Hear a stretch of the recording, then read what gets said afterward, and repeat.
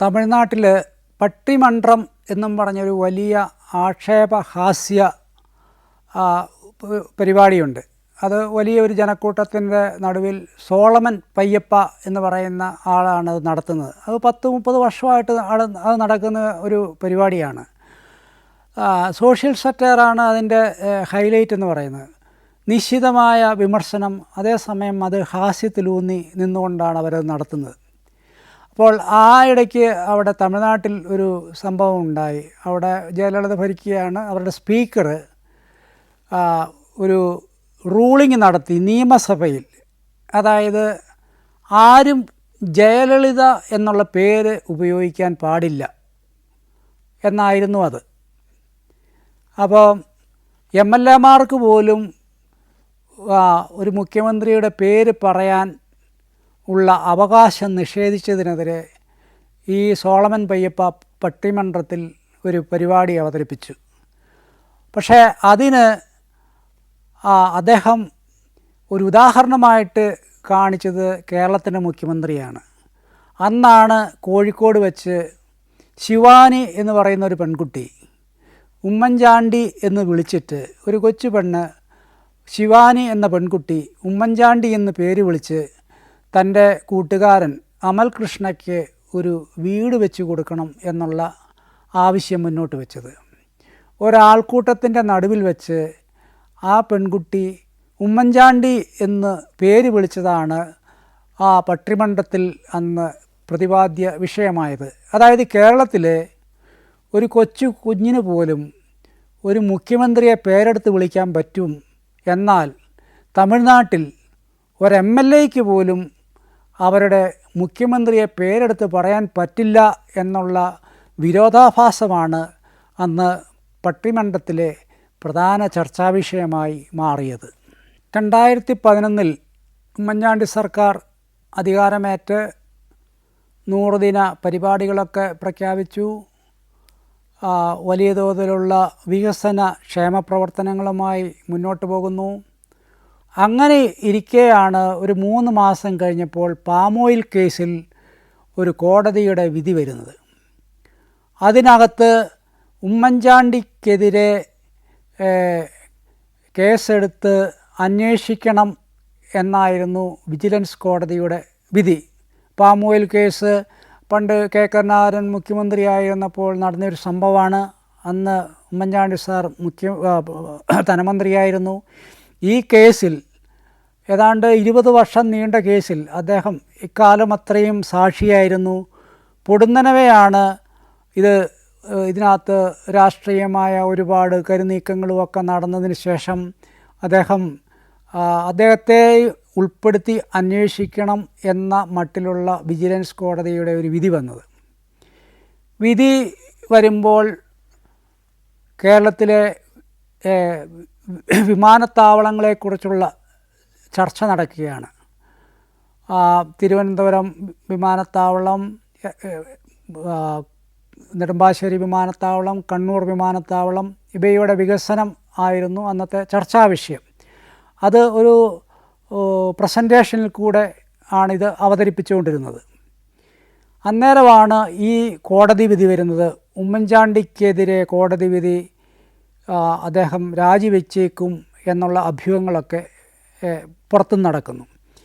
ഈ TV-യിൽ കണ്ടപാടെ ഞാൻ ഈ കുറിപ്പും എടുത്തുകൊണ്ട് മുഖ്യമന്ത്രിക്കെതിരെ കോടതി വിധി എന്ന് പറഞ്ഞ ആ ഫ്ലാഷ് ന്യൂസ്, ചാനൽ ന്യൂസിൻ്റെയൊക്കെ ഒരു പ്രത്യേകതയാണല്ലോ, വെണ്ടയ്ക്കാക്ഷരത്തിൽ ആണിത് വരുന്നത്. അപ്പോൾ ഞാൻ ഈ വെണ്ടയ്ക്കായും ഒക്കെ പെറുക്കിയെടുത്ത് നേരെ സാറിൻ്റെ അടുത്ത് ചെല്ലുന്ന ഒരു കുറിപ്പ് എഴുതി കൊടുത്തു. കോടതി വിധി വന്നിട്ടുണ്ട്, ഇതാണ് വിധിയുടെ സാരാംശം. പുള്ളി അത് ഇങ്ങനെ ഒന്ന് ഒറ്റ നോട്ടേ ഉള്ളൂ, നോക്കിയിട്ട് പുള്ളി അത് മടക്കി കയ്യിൽ വെച്ചു. അത് കഴിഞ്ഞപ്പം മന്ത്രി K. ബാബുവാണ് അടുത്തിരിക്കുന്നത്. അദ്ദേഹത്തിനാണ് വിമാനത്താവളങ്ങളുടെ ചുമതലയുള്ളത്. അദ്ദേഹം ഒന്ന് എത്തി നോക്കിയിട്ട് അദ്ദേഹത്തിൻ്റെ മുഖം ഒന്ന് വിറളുന്നത് കണ്ടു. അപ്പോഴത്തേനും പുറത്ത് വലിയ കോലാഹലമായി ഉമ്മൻചാണ്ടി ഉടൻ രാജിവെക്കും എന്നുള്ള അഭ്യൂഹം പടർന്നു. ഇത് കേട്ടറിഞ്ഞ പാടെ കുഞ്ഞാലിക്കുട്ടി അവിടെ 3-ാമത്തെ നിലയിൽ തന്നെയാണ്, മുഖ്യമന്ത്രിയുടെ അതേ ഫ്ലോറിൽ തന്നെയാണ്. അദ്ദേഹം ഓടി വന്നു.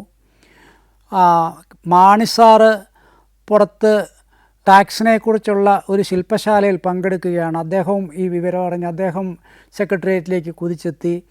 ഒന്നിനു പുറകെ ഒന്നായി നേതാക്കളെല്ലാം കോൺഫറൻസ് ഹോൾ ഇടിച്ചു തുറന്നകത്തേക്ക് കയറി വരികയാണ്. ഇതിനകത്ത് മീറ്റിങ്ങിൽ പങ്കെടുത്തുകൊണ്ടിരിക്കുന്ന ഉദ്യോഗസ്ഥർക്ക് ഇതെന്താണെന്നൊന്നും ഒരു പിടിയും കിട്ടുന്നില്ല.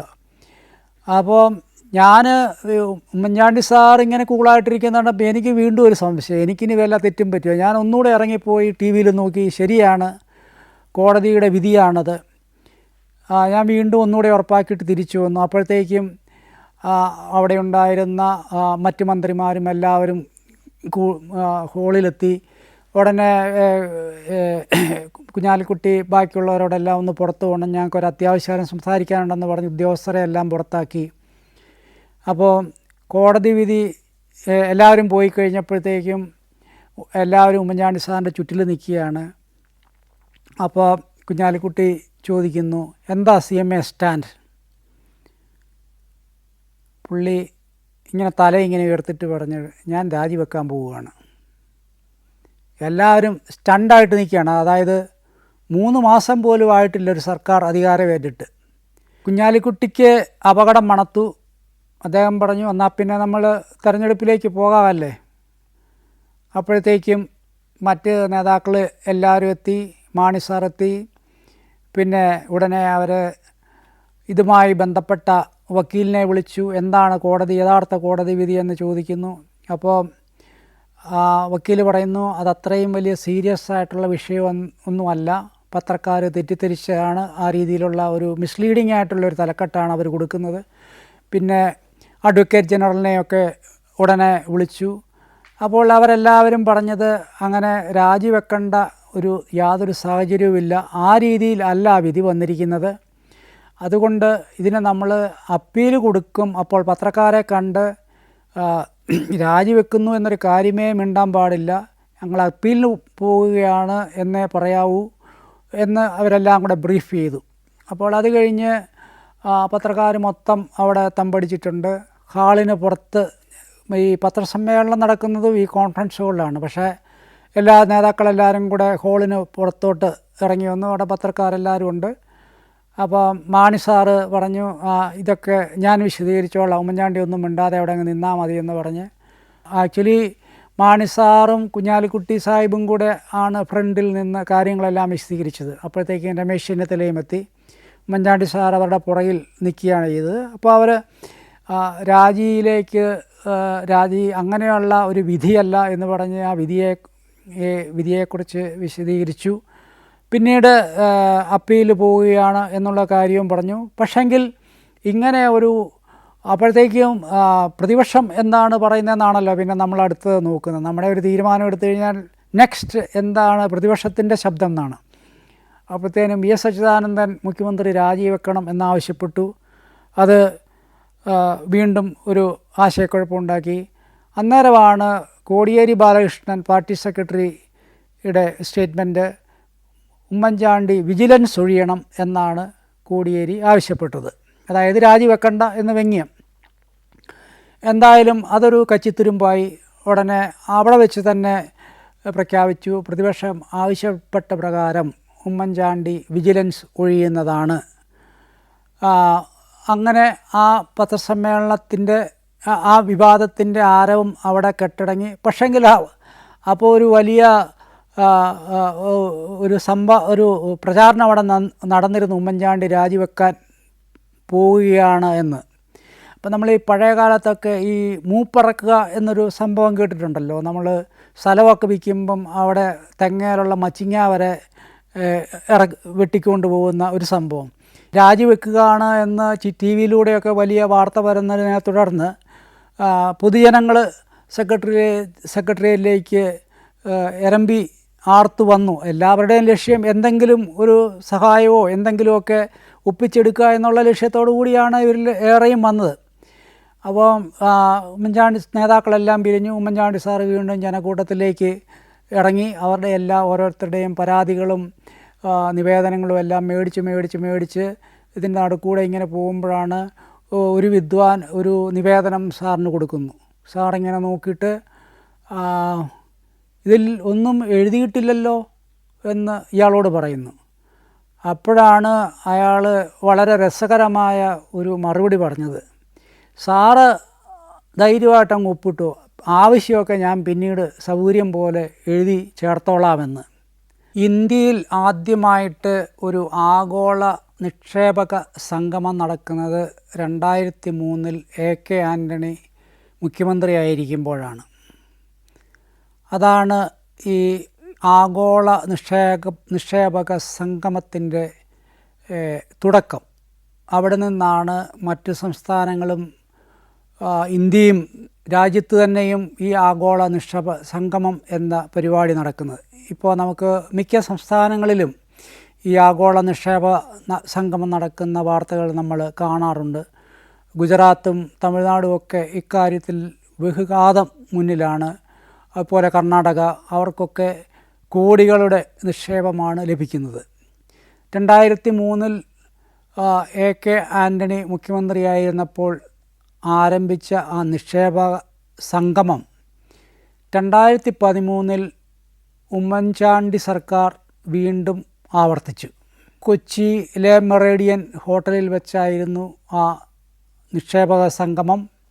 ലോകത്തിൻ്റെ വിവിധ ഭാഗങ്ങളിൽ നിന്ന് നിക്ഷേപകർ, അതുപോലെ തന്നെ വിവിധ രാജ്യങ്ങളിലെ മേധാവികൾ ഒക്കെ പങ്കെടുത്ത വലിയ ഒരു പരിപാടിയായിരുന്നു അത്. പക്ഷെ അതിനെതിരെ പതിവ് പോലെ ഇവിടെ വലിയ പ്രചാരണമുണ്ടായി, വിമർശനങ്ങളുണ്ടായി. കേരളത്തെ തൂക്കി വിൽക്കാൻ പോകുന്നു, കേരളത്തിൻ്റെ തീരവും കടലും കായലും ഒക്കെ വിൽക്കാൻ പോകുന്നു, നിശാ ക്ലബ്ബുകൾ വരുന്നു, ചന്ദ്രശേഖർ നായർ സ്റ്റേഡിയം തൂക്കി വിൽക്കാൻ പോവുകയാണ് തുടങ്ങിയ ഒരുപാട് പ്രചാരണങ്ങളും ഉണ്ടായി. എന്തായാലും പ്രധാനമന്ത്രി വന്ന് നടത്തിയ ആ നിക്ഷേപക സംഗമം ഒരു പരിധിവരെ വിജയമായിരുന്നു. പക്ഷേ ഈ സംഗമമൊക്കെ കഴിഞ്ഞിട്ട് വിദേശത്തു നിന്ന് വന്ന നിക്ഷേപകർക്ക് കേരളം മൊത്തം കാണാനായിട്ടുള്ള ഒരു സൗകര്യവും ഒരുക്കിയിരുന്നു. അതിനു വേണ്ടിയിട്ടുള്ള എല്ലാ സന്നാഹങ്ങളും സർക്കാർ ഒരുക്കി വെച്ചു. പക്ഷേ തൊട്ടടുത്ത ദിവസം കേരളത്തിൽ ഹർത്താലായിരുന്നു. അതുകൊണ്ട് കേരളത്തിൽ നടക്കുന്ന ഹർത്താലുകളെക്കുറിച്ച് വലിയ പ്രചാരണങ്ങളും നടക്കുന്നുണ്ട്. അതൊക്കെ ദൂരീകരിക്കുകയായിരുന്നു മേളയുടെ സംഗമത്തിൻ്റെ പ്രധാന ലക്ഷ്യം. പക്ഷേ സംഗമത്തിന് നേരിൽ വന്നവർ പോലും ഈ ഹർത്താലിന് ഇരയായി മാറുന്നതും നാം കണ്ടു. Albania, Maldives, Georgia, Ethiopia. സഞ്ചാരം വോളിയം നമ്പർ 11. ഫുൾ HD-യിലുള്ള ഈ അപൂർവ ദൃശ്യയാത്രാ വിവരണ ശേഖരം സ്വന്തമാക്കാൻ 99544422 എന്ന നമ്പറിലേക്ക് സഞ്ചാരം എന്ന് SMS ചെയ്യൂ. അതുപോലെ നമുക്കെല്ലാവർക്കും അറിയാം, സോളാർ സമരം സെക്രട്ടേറിയറ്റ് വളഞ്ഞു വെച്ചുള്ള വളരെ ഒരു പ്രാകൃതമായ ഒരു സമരമായിരുന്നു അത്. മുഖ്യമന്ത്രിക്ക് പോലും സെക്രട്ടേറിയറ്റിലേക്ക് കടക്കാൻ പറ്റുന്നില്ല, സെക്രട്ടേറിയറ്റിലേക്ക് നിന്ന് പുറത്തേക്ക് കടക്കാൻ പറ്റുന്നില്ല. അതുപോലെ സമീപ പ്രദേശങ്ങൾ മുഴുവൻ പ്രക്ഷോഭകരെ കൊണ്ട് നിറഞ്ഞിരിക്കുന്നു. ഉമ്മൻചാണ്ടി ഉടൻ രാജിവെക്കുമെന്നും ചാനലുകളെല്ലാം വിളിച്ച് അലർന്നു. അങ്ങനെ വളരെ ടെൻസ്ഡായിട്ടുള്ള, എല്ലാവരും മുള്ളൽ നിൽക്കുന്ന ഒരു സാഹചര്യം. അതിനിടയ്ക്കാണ് കൊല്ലം പള്ളിമുക്ക് സ്വദേശികളായ 3 പേരെ സൗദി അറേബ്യയിൽ വധശിക്ഷയ്ക്ക് വിധിച്ചിരിക്കുന്നത്. അവർക്ക് ഇനി മരണത്തിലേക്ക് നടന്നു കയറാൻ മണിക്കൂറുകൾ മാത്രമേ അവശേഷിക്കുന്നുള്ളൂ. ഇതിനിടയിൽ വേണം ബ്ലഡ് മണി കണ്ടെത്തണം, അത് കൊല്ലപ്പെട്ടയാളുടെ ബന്ധുവിന് കൊടുക്കണം, അയാൾ ഇവരോട് ക്ഷമിക്കണം, ഈ ബ്ലഡ് മണി അയാൾ സ്വീകരിക്കണം. ഇതെല്ലാം ചെയ്യാനായിട്ടുള്ള സമയം വളരെ കുറവാണ്. അതുകൊണ്ടാണ് ഈ തീച്ചൂളയ്ക്കിടയിൽ കൂടി, സോളാർ സമരക്കാരുടെ ഇടയിൽ കൂടി ഒരു വിധത്തിൽ ആരുടെയൊക്കെയോ കാലും കൈയും ഒക്കെ പിടിച്ച് ഉമ്മൻചാണ്ടി സാറിൻ്റെ അടുത്തെത്തി മുറിയിലെത്തുന്നത്. അതിനിടയിലും ഈ ചർച്ചകളും അതിനുള്ള ഈ സമരങ്ങളും അതിൻ്റെ ആസൂത്രണവും അതിൻ്റെ പ്രതിരോധവും അതിൻ്റെ ആക്രമണവും ഒക്കെ നടക്കുമ്പോൾ അതിനിടയിൽ അല്പനേരത്തേക്ക് അദ്ദേഹം ഇവർക്ക് ചെവി കൊടുത്തു. എന്നിട്ട് പറഞ്ഞു, സുപ്രധാനമായ 1-2 യോഗങ്ങൾ ഇപ്പം നടക്കാൻ പോവുകയാണ്, അപ്പോൾ നിങ്ങളെങ്ങും പോകണ്ട, നിങ്ങൾ ഇവിടെയൊക്കെ എവിടെയെങ്കിലും നിന്നോ പുറത്ത് പോയി കഴിഞ്ഞാൽ നിങ്ങൾക്ക് തിരിച്ചു വരാൻ പറ്റത്തില്ല, അതുകൊണ്ട് നമുക്ക് രാത്രി ഒരു 7 മണിയോടുകൂടി കാണാം എന്ന് പറഞ്ഞത്. അത് കഴിഞ്ഞതിന് ശേഷം സാറ് വീണ്ടും ഈ സോളാർ സമരത്തിൻ്റെ സങ്കീർണതകളിലേക്ക് വീണ്ടും ഇറങ്ങിപ്പോയി, അതിൻ്റെ തിരക്കിൽപ്പെട്ടുപോയി. എന്തായാലും ഒരു രാത്രി 7 കഴിഞ്ഞു ഒരു 8 മണിയോടുകൂടി ഇവരെ കാണുന്നു. അപ്പോഴാണ് ഇനി ഈ ബ്ലഡ് മണി ഉണ്ടാക്കേണ്ട ആവശ്യകതയും ഇവരെ രക്ഷിക്കാൻ വേണ്ട നടപടികൾ എടുക്കേണ്ട കാര്യങ്ങളും ഒക്കെ അവിടെ ചർച്ചാ വിഷയമാകുന്നത്. സൗദിയിലുള്ള അദ്ദേഹത്തിൻ്റെ ആൾക്കാരെ ബന്ധപ്പെടുന്നു, പിന്നെ ഈ കൊല്ലപ്പെട്ടയാളിൻ്റെ വീട്ടുകാരെ ബന്ധപ്പെടാനുള്ള ഏർപ്പാടാക്കുന്നു. അങ്ങനെ ചടുലമായ ചില നീക്കങ്ങൾ ഏതാനും മിനിറ്റുകൾക്കോ അല്ല മണിക്കൂറുകൾ കൊണ്ടോ അവിടെ സംഭവിച്ച് എന്തായാലും ആ സമയത്ത് തന്നെ ഈ ബ്ലഡ് മണി സ്വരൂപിക്കുകയും ആ കൊല്ലപ്പെട്ടയാളുടെ ബന്ധുക്കൾക്ക് കൈമാറുകയും അവർ ക്ഷമിക്കാൻ തയ്യാറാകുകയും ചെയ്തതോടുകൂടി ഈ കൊല്ലം പള്ളിമുക്ക് സ്വദേശികളായ 3 പേരെ കഴുമരത്തിൽ നിന്ന് ഈ തീച്ചൂളയ്ക്കകത്ത് നിന്നുകൊണ്ട് അദ്ദേഹത്തിന് രക്ഷിച്ചെടുക്കാനായിട്ട് സാധിച്ചു. ഐക്യരാഷ്ട്ര സംഘടനയുടെ പൊതുജന സേവനത്തിനുള്ള അംഗീകാരം നേടിയ ഒരൊറ്റ മുഖ്യമന്ത്രി മാത്രമേ ഇന്ന് ഇന്ത്യയിലുള്ളൂ. ഇനി അങ്ങനെ ഒരു മുഖ്യമന്ത്രി ഉണ്ടാകുമോ എന്ന് നമുക്കറിയില്ല. എന്തായാലും ജനസമ്പർക്കം എന്ന വിസ്മയകരമായ ഒരു പരിപാടി നടപ്പാക്കിയാണ് ഉമ്മൻചാണ്ടി സാറിന് ഈ ആഗോള പുരസ്കാരം നേടാൻ സാധിച്ചത്. 2004 അധികാരമേറ്റതിന് അന്ന് ഒരു 1.25 വർഷം അദ്ദേഹം ഭരിച്ചിരുന്നു. അതിനിടയ്ക്ക് ഒരു പ്രാവശ്യം നടത്തി. പിന്നീട് 2011 അധികാരമേറ്റതിനെ തുടർന്ന് 3 തവണയാണ് ജനസമ്പർക്ക പരിപാടി നടത്തിയത്. വിസ്മയകരമായ ഒരു പരിപാടി എന്ന് മാത്രമേ നമുക്കിതിനെ വിശേഷിപ്പിക്കാൻ സാധിക്കുകയുള്ളൂ. ആയിരക്കണക്കിന് 10,000-കണക്കിന് ആളുകളാണ്. ആരാണ്? വെറും സാധാരണക്കാരായ ആളുകൾ. ഒരു വില്ലേജ് ഓഫീസിൽ പോലും പോകാൻ പേടിയുള്ളവർ, അല്ലെങ്കിൽ വില്ലേജ് ഓഫീസിൽ പോയി നടന്ന് ചെരുപ്പ് തേഞ്ഞ് തീർന്നവർ, അങ്ങനെയുള്ള രോഗികൾ, പാവപ്പെട്ടവർ, ദുഃഖിതർ, പീഡിതർ എന്നൊക്കെ പറയല്ലേ എന്ന് പറഞ്ഞ പോലെയുള്ള ഒരു ജനസഞ്ചയമാണ് ജനസമ്പർക്ക പരിപാടിക്ക് എത്തിയത്. ഈ ചുവപ്പ് നാടയിൽപ്പെട്ട് സഹികെട്ടവരാണ് കൂടുതലും. അതിൻ്റെ ഒരു ഗുണവശം എന്താണെന്ന് ചോദിച്ചു കഴിഞ്ഞാൽ, മുഖ്യമന്ത്രിയോടൊപ്പം അവിടുത്തെ മുഴുവൻ ഉദ്യോഗസ്ഥരും വകുപ്പ് മേധാവികളും എല്ലാവരും കൂടി ഒരുമിച്ച് സംഗമിക്കുകയാണ്. അവരുടെ ഇടയിലേക്കാണ് ഒരു പ്രശ്നം വരുന്നത്. പിന്നെ അതുകൊണ്ട് തന്നെ അവിടെ നിന്ന് പെട്ടെന്ന് തീരുമാനമെടുക്കാൻ പറ്റുന്നു. പിന്നെ ഫയൽ ഒരു മേശയിൽ നിന്ന് വേറൊരു മേശയിലേക്ക് നമുക്ക് ഫുട്ബോൾ അടിക്കുന്ന പോലെ അടിക്കേണ്ട സാഹചര്യം വരുന്നില്ല. ഓൺ ദ സ്പോട്ടിലാണ് തീരുമാനങ്ങൾ വരുന്നത്. അങ്ങനെയാണ് അവിടെ ഒരുപാട് പ്രശ്നങ്ങൾ പരിഹരിക്കാനായിട്ട് സാധിച്ചത്. അത് 3 തവണ അടുപ്പിച്ച് ചെയ്തു. 2011, 2013, 2015 അങ്ങനെ 3 വർഷങ്ങളിൽ. അപ്പോൾ അതിനാണ് ഈ ഐക്യരാഷ്ട്ര സംഘടനയുടെ പുരസ്കാരം ലഭിക്കുന്നത്. ഐക്യരാഷ്ട്ര സംഘടന ആഗോളതലത്തിലാണ് ഇതിനു വേണ്ടിയിട്ടുള്ള എൻട്രികൾ ക്ഷണിക്കുന്നത്. നമ്മളന്ന് സൗത്ത് ഏഷ്യൻ റീജിയണിൽ നിന്നുള്ള മത്സരാർത്ഥിയായിരുന്നു. നമ്മളാണ് 1ാം സ്ഥാനത്ത് വന്നത്. അതായത് ജപ്പാൻ, ചൈന, കൊറിയ തുടങ്ങിയ രാജ്യങ്ങളെയൊക്കെ മറികടന്നുകൊണ്ടാണ് ഇന്ത്യ, കേരളം, ഉമ്മൻചാണ്ടി ആ അവാർഡിന് അർഹനാകുന്നത്. അത് പിന്നെ സോളാർ സമരമൊക്കെ ഒരു കത്തി നിൽക്കുന്ന ഒരു സമയമാണ്. അതങ്ങ് ജ്വലിച്ചിട്ടില്ലെന്നേ ഉള്ളൂ. പക്ഷേ വളരെ ശക്തമായി നിൽക്കുന്ന സമയത്താണ് ഈ ഐക്യരാഷ്ട്ര സംഘടനയുടെ പുരസ്കാരം, സ്വപ്ന സമാനമായ ഒരു പുരസ്കാരം കിട്ടുന്നത്. അപ്പോൾ മീഡിയ അത് അന്നത്തെ വിവാദങ്ങളിൽ ഒക്കെ ചുരുങ്ങിപ്പോയെങ്കിലും മീഡിയയുടെ ഒരു വലിയ തോതിലുള്ള ഒരു കവറേജൊക്കെ കിട്ടിയിരുന്നു. പക്ഷേ ഞങ്ങളെ എല്ലാം അത്ഭുതപ്പെടുത്തിയ ഒരു കാര്യം എന്താണെന്ന് ചോദിച്ചു കഴിഞ്ഞാൽ, ഐക്യരാഷ്ട്ര സംഘടനയുടെ പ്രതിനിധികൾ ബഹ്റൈനിൽ വെച്ചാണ് ഈ അവാർഡ് ദാനം നടത്തിയത്. അവരുടെ പ്രതിനിധികൾ പറയുകയാണ്, ലോകത്തിലെ 194 രാജ്യങ്ങളിൽ അവർ ഇങ്ങനെ അവാർഡ് കൊടുത്ത ഒരു ചരിത്രമുണ്ട്. ഇന്ന് വരെ ഒരു രാജ്യത്ത് നിന്നും അവിടുത്തെ ഒരു സ്ഥാപനത്തിന് അല്ല അവിടുത്തെ ഒരു ഭരണാധികാരിക്ക് കൊടുത്ത ഒരു അവാർഡിനെതിരെ ഇത്രയും പ്രചണ്ഡമായ ഒരു പ്രചാരണം ഉണ്ടായിട്ടില്ല എന്ന്. UN-ൻ്റെ ഇൻബോക്സ്, മെയിൽ ബോക്സ് നിറഞ്ഞു കവിഞ്ഞു ഇവിടെ നിന്നുള്ള പരാതികൾ. ഇവിടെ പാർട്ടി പത്രവും പാർട്ടി ചാനലും പാർട്ടിയുടെ ഓൺലൈൻ മീഡിയയും എല്ലാം ഉപയോഗിച്ചുകൊണ്ട് പതിനായിരക്കണക്കിന് പരാതികളാണ് UN ആസ്ഥാനത്തേക്ക് പ്രവഹിച്ചത്. അവരുടെ എല്ലാ ആവശ്യവും ഒന്നേ ഉണ്ടായിരുന്നുള്ളൂ, ഈ അവാർഡ് റദ്ദാക്കണമെന്ന്. ഐക്യരാഷ്ട്ര സംഘടനയുടെ പ്രതിനിധികൾ പോലും ആശങ്കപ്പെട്ട അല്ലെ ആശ്ചര്യപ്പെട്ട ഒരു സംഭവ വികാസമായിരുന്നു. കേരളം എത്രമാത്രം രാഷ്ട്രീയ പ്രേരിതമാണ് എന്ന് ആഗോളതലത്തിൽ തന്നെ തെളിയിച്ചു കൊടുത്ത ഒരു സംഭവമാണിത്. ഈ അവാർഡും വാങ്ങി തിരിച്ചു പോരുമ്പോഴാണ് മുഖ്യമന്ത്രിയുടെ PA ജോപ്പൻ അറസ്റ്റിലാകുന്നത്.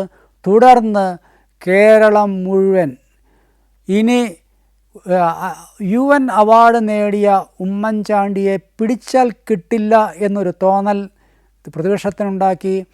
ആ UN അവാർഡ് അദ്ദേഹത്തിൻ്റെ യശസ് വാനോളം ഉയർത്തിയെങ്കിൽ അദ്ദേഹത്തിനെതിരെയുള്ള ആക്രമണം അതിനും മേളിലേക്കും പോയി. ഇത്രയും വലിയൊരാക്രമണം അദ്ദേഹത്തിനെതിരെ ഉണ്ടാകാനുള്ള ഒരു പ്രധാന കാരണം ഈ UN പുരസ്കാരമാണ് എന്നാണ് എനിക്ക് പിന്നീട് തോന്നിയിട്ടുള്ളത്.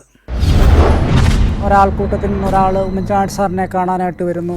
അയാളെ കാണുമ്പോൾ തന്നെ അറിയാമൊക്കെ എന്തോ ഒരു പ്രശ്നമുള്ളതാണ്. പക്ഷേ സാർ ഇതൊക്കെ ഒരു രസമായിട്ട് ഇങ്ങെടുക്കും.